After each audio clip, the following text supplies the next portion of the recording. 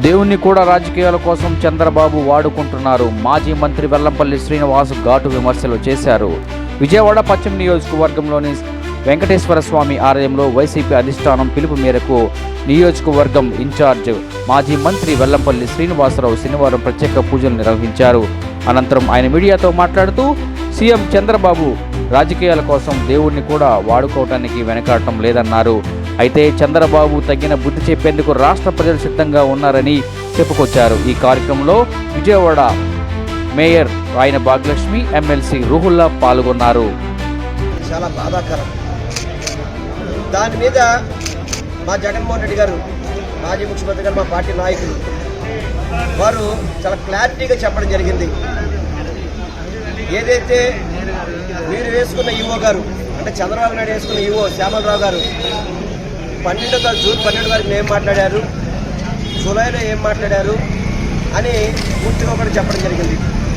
June 12 తారీఖు నాడు మా దగ్గర అన్ని రకాల వస్తువులన్నీ కూడా చాలా నాణ్యతగా ఉన్నాయని చెప్పి నెయ్యి సైతం కూడా మంచి నెయ్యి వాడుతున్నాం మేము అని చెప్పని ఆయన అన్ని టెస్టులు చేసి చాలా చక్కటి సరుకులు వాడతామని చెప్పి సర్టిఫై చేసిన వ్యక్తి ఈవో శ్యామలరావు గారు.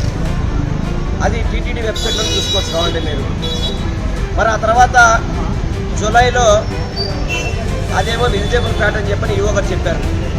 సెప్టెంబర్కి వచ్చేప్పటికి జూలై రిపోర్ట్ని యానిమల్ ఫ్యాట్ అని చెప్పని మన ముఖ్యమంత్రి గారు, చాలా సీనియర్ నాయకులు నరేంద్ర మోడీ గారి కంటే నేనే సీనియర్ అని చెప్పుకునే వ్యక్తి వారు చెప్పారు. వారు కూడా యానిమల్ ఫ్యాట్ అని చెప్పారు.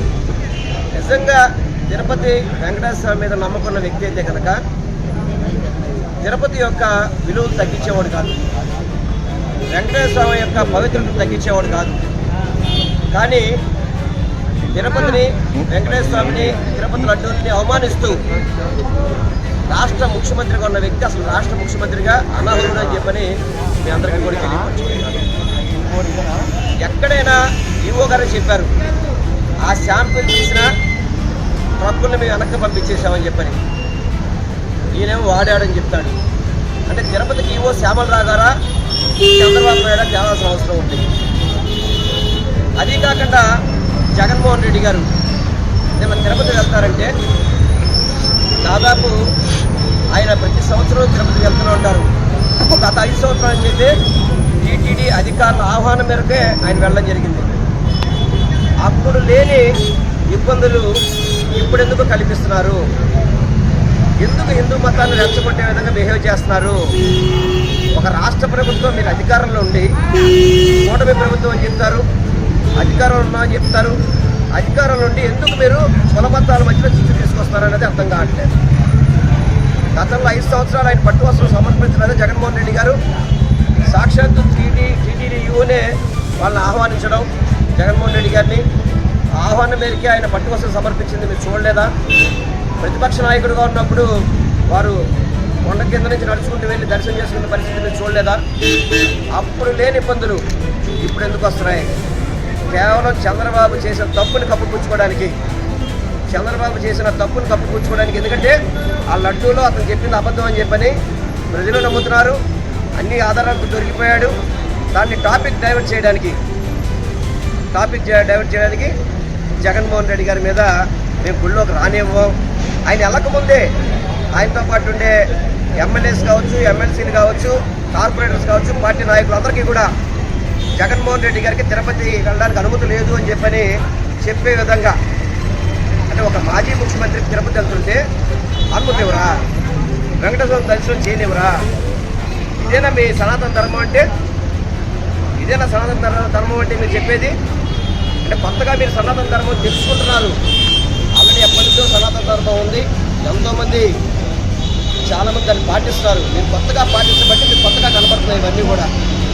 దయచేసి హిందూ మతం ముసుగులో రాష్ట్రాన్ని మొక్కలు చేసే విధంగా కూటమి ప్రభుత్వం ప్రయత్నం చేస్తుంది. ఇది చాలా బాధాకరం. దీన్ని మేము పూర్తిగా ఖండిస్తున్నాం.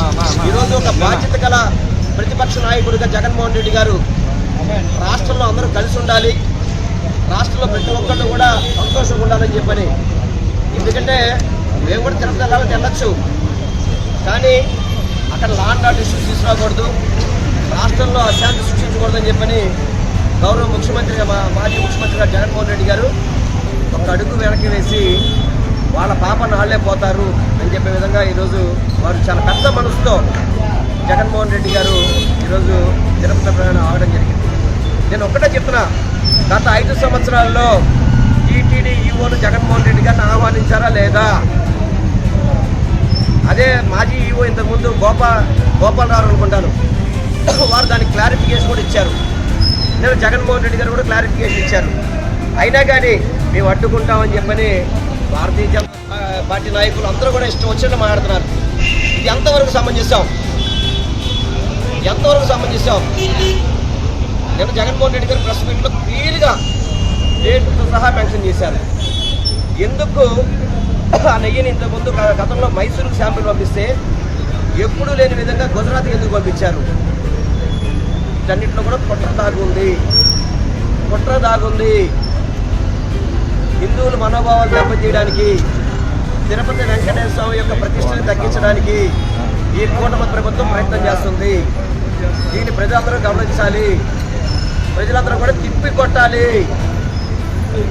జగన్మోహన్ రెడ్డి గారు సమన్వయంగా ముందుకెళ్తున్నారు కాబట్టి ఎక్కడ ఎటువంటి ఇష్యూస్ లేకుండా రాష్ట్రంలో ప్రజలందరూ మంచిగా ఉండాలని చెప్పని భావించారు కాబట్టి ఈరోజు అందరూ కూడా గొళ్ళల్లో పూజలు చేస్తున్నాం. చంద్రబాబుకి మైండ్ బాగు చేయాలి, చంద్రబాబు బుద్ధిని మార్చాలి. వెంకటేశ్వర స్వామి మీద అపవాదులు ఏదైతే చేశాడో అవన్నీ కూడా తప్పు. అటువంటి ముఖ్యమంత్రి మనకు ఉండడం మన దుర్మార్గం, దౌర్భాగ్యం అని చెప్పని ఈరోజు సాక్షాత్ వెంకటేశ్వర స్వామిని కొలుసుకోవడం జరిగింది. వెంకటేశ్వర స్వామి ఆశీస్సులు